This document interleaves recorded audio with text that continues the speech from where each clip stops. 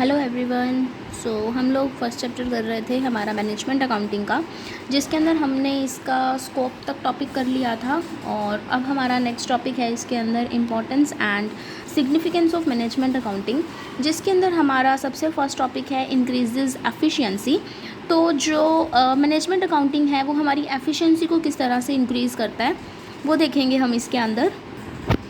तो सबसे पहले क्या होता है कि हम लोग क्या करते हैं, एक टारगेट को क्या ऑलरेडी हम लोग क्या करते हैं, एक टारगेट ऑलरेडी सेट कर लेते हैं। लाइक जो भी उसको जानने के लिए जिन लोगों को जानने की ज़रूरत होती है उन टारगेट्स को, उनको हम उसको कम्युनिकेट कर देते हैं एडवांस में ही। मतलब भी हमें साल के एंड में ये टारगेट चाहिए, ये पर्टिकुलर हमें ये चीज़ अचीव करनी है, वो हम इसके अंदर ऑलरेडी बता देते हैं। तो फिर उसके बाद हम क्या करते हैं, जो एक्चुअल परफॉर्मेंसेज फिर हुई होती हैं साल के एंड में, या मतलब जो भी हमारा डिज़ायर्ड टाइम होता है, ऐसा भी हो सकता है कि हम क्वार्टरली चेक कर रहे हैं, हाफ ईयरली चेक कर रहे हैं, जैसे भी कर रहे हैं, हमारा जो भी एक्चुअल परफॉर्मेंस होती है उसको हम क्या करते हैं, फिर उसको हम कैलकुलेट करते हैं कि एक्चुअल में हमने कितना परफॉर्म किया।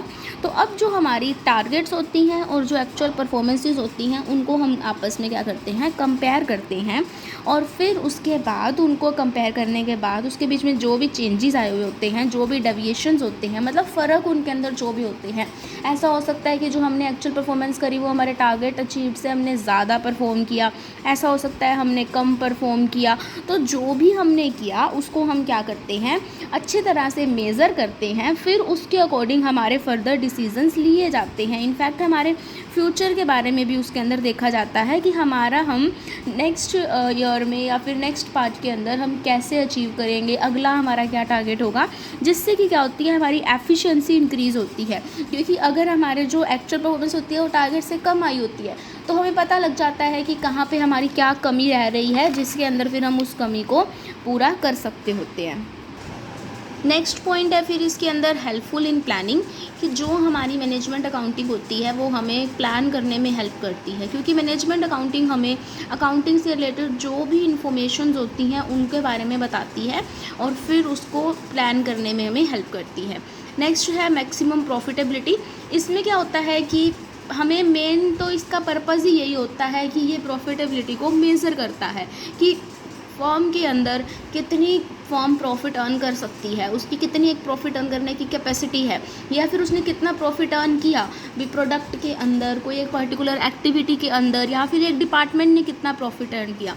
वो सब कौन करती है, मैनेजमेंट अकाउंटिंग मेज़र करती है। नेक्स्ट है हेल्पफुल इन ऑर्गेनाइजिंग।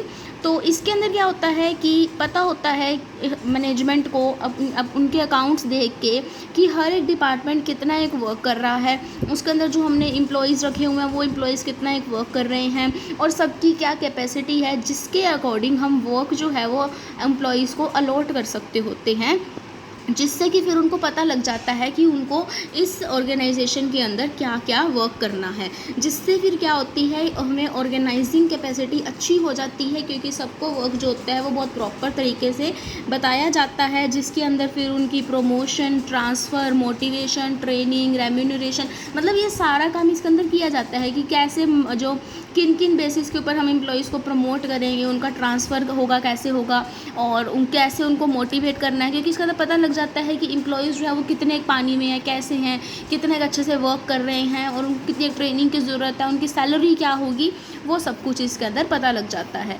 नेक्स्ट है helps in implementing budgetary control. ये तो बहुत इंपॉर्टेंट पॉइंट होता है मैनेजमेंट अकाउंटिंग का, जिससे कि क्या होता है कि जो हमारा बजट होता है उसको हम अप्लाई करने में बहुत ज़्यादा हमें ये हेल्प करता है। हेल्प इन डिसीजन मेकिंग, क्योंकि जो भी डिसीजंस हैं वो सब किसके ऊपर डिपेंड करते हैं कि प्रॉफिट कितना हुआ, कितना ही फर्म ने वर्क करा, तो उसकी प्रॉफिटेबिलिटी जो है वो हमने ऊपर पढ़ा ना कि ये प्रॉफिटेबिलिटी को मेज़र करने में हेल्प करता है, मैक्सिमाइज़ करने में। तो प्रॉफिटेबिलिटी जब मेज़र होगी, प्रॉफिटेबिलिटी अच्छे से पता लग जाएगी, तो उससे डिसीजंस जो हैं, चाहे वो क्रूशियल डिसीजन है, मेन डिसीजन है, वो भी ईजिली लिए जा सकते हैं। नेक्स्ट है हेल्प्स इन ऑफिस सर्विसेज। तो मैनेजमेंट अकाउंटिंग जो डिपार्टमेंट है वो बहुत सारी एक्टिविटीज़ भी करता है जो ऑफिस सर्विसेज से रिलेटेड हों। मतलब ऑफिस के अंदर क्या क्या काम होता है, वही मेन काम होते हैं, डिसीजन मेकिंग कर ली, प्रॉफिटेबिलिटी चेक कर ली, अकाउंट्स मेंटेन कर लिए, तो वो सारा काम कौन करता है, मैनेजमेंट अकाउंटिंग करती है। तो ये इसका नेक्स्ट करैक्टरिस्टिक हो जाएगी। तो ये सब थे इसकी सारी करैक्टरिस्टिक्स। अगर अपने पास इंपॉर्टेंस भी आ जाती है, करैक्टरिस्टिक्स आ जाती है, नीड आ जाती है, तो हम ये सब लिख देंगे। नेक्स्ट टॉपिक है हमारे पास यहाँ पे tools and techniques used in management accounting. तो जब हम मैनेजमेंट अकाउंटिंग करते हैं उसके अंदर हम क्या कुछ यूज़ करते हैं हम वो देखेंगे। तो सबसे पहला हम इसके अंदर यूज़ करते हैं financial accounting records and their reports. Management accounting शुरू ही कहाँ से होता है, फाइनेंशियल अकाउंटिंग से। तो फाइनेंशियल अकाउंटिंग ने जो भी हमें रिकॉर्ड्स दी होती हैं, जो भी उसकी फाइनल स्टेटमेंट्स होती हैं, वो सब क्या करी जाती हैं, मैनेजमेंट यूज़ करती है। जैसे कि मैनेजमेंट को डिसीजन लेने होते हैं कैपिटलाइजेशन से रिलेटेड, ये फाइनेंशियल मैनेजमेंट से रिलेटेड, फाइनेंशियल अकाउंटिंग मैनेजमेंट से रिलेटेड, फिर वर्किंग कैपिटल मैनेजमेंट से रिलेटेड जो भी ये सारे डिसीजंस होते हैं, या फिर उनको कितना एक मतलब प्रॉफिट जो है वो अपने पास रखना है, रिटेन करके रखना है, और कितना एक शेयर होल्डर्स को डिस्ट्रीब्यूट कर देना है। तो ये सब चीज़ें जो हैं, ये सारे डिसीजंस जो है मैनेजमेंट किसके बेसिस पे लेती है, वो मैनेजमेंट लेती है फाइनेंशियल अकाउंटिंग ने जो भी हमें रिकॉर्ड और रिपोर्ट दिए होते हैं उसके ऊपर मैनेजमेंट ये सारे डिसीजंस लेती है। नेक्स्ट है कॉस्ट अकाउंट्स। तो एक और टेक्निक जो कॉस्ट अकाउंट्स जो हैं, एक और टूल, इसको भी मैनेजमेंट यूज़ करती है। इसको कैसे यूज़ करती है, क्योंकि जो कॉस्ट अकाउंट्स होते हैं वो हमें क्या प्रोवाइड करवाते हैं, पर यूनिट कॉस्ट प्रोवाइड करवाते हैं। मतलब किसी से भी रिलेटेड जो भी कॉस्ट होती है वो हमें प्रोवाइड करवाते हैं। तो इससे फिर क्या होता है, क्या किस तरह से उसको मतलब टेंडर्स भरने हैं, किस तरह से उस कितने अमाउंट तक की उसको रॉ मटेरियल ख़रीदना है, उसको पर यूनिट कॉस्ट उसकी कितनी आनी चाहिए प्रोडक्ट के ऊपर, या प्रोडक्ट के अंदर जो भी लेबर या मटेरियल लग रहा है वो पर यूनिट कितना आना चाहिए, वो सारा कुछ उसको कहाँ से पता लगता है, कॉस्ट अकाउंट से पता लगता है, जो मैनेजमेंट के डिसीजन को बहुत ज़्यादा इफ़ेक्ट करता है। Next is budgetary control. तो इसके अंदर क्या होता है, इसके अंदर सबसे पहले ना एक बजट प्रिपेयर करा जाता है। मतलब जो भी प्रेजेंट बिजनेस का क्या इन्वायरमेंट चल रहा है, पास्ट की उसकी क्या परफॉर्मेंसेस रही हैं, इन सब के बेसिस पे बिज़नेस का एक बजट प्रिपेयर कर दिया जाता है एडवांस में ही फ्यूचर के वर्क के लिए। और फिर उसको क्या किया जाता है, कंपेयर करा जाता है एक्चुअल में जितना हम खर्चा कर देते हैं उसके साथ, और फिर उससे रिलेटेड जो भी नेसेसरी एक्शन लेना होता है जिससे कि हमारा बिज़नेस अच्छा वर्क करे, जिससे कि हमारा बिज़नेस टारगेट को मैच कर सके, वो सारे एक्शंस जो हैं वो लिए जाते हैं।